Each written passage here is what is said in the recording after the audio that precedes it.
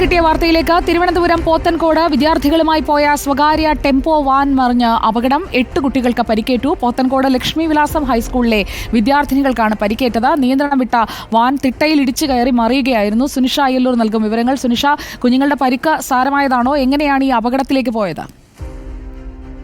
നിലവിൽ ലഭിക്കുന്ന വിവരപ്രകാരം ഏതായാലും പരിക്ക് സാരമുള്ളതല്ല എന്നതാണ് മനസ്സിലാക്കാൻ കഴിയുന്നത്. ഇന്ന് വൈകുന്നേരമായിരുന്നു സംഭവം നടന്നത്.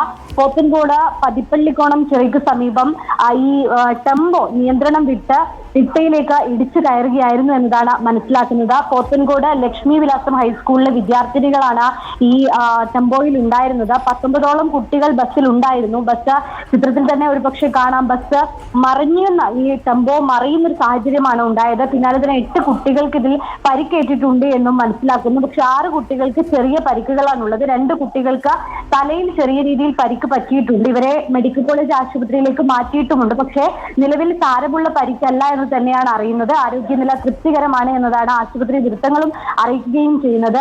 തിരുവനന്തപുരം പോത്തൻകോട്ടാണ് അപകടമുണ്ടായത്. 8 കുട്ടികളുടെയും പരിക്ക് സാരമായതല്ല എന്നതാണ് സുനിഷ നൽകുന്ന വിവരം. അപകടത്തിന്റെ ദൃശ്യങ്ങൾ ടെമ്പോ വാൻ മറിഞ്ഞു കിടക്കുന്നത് നമുക്ക് കാണാം.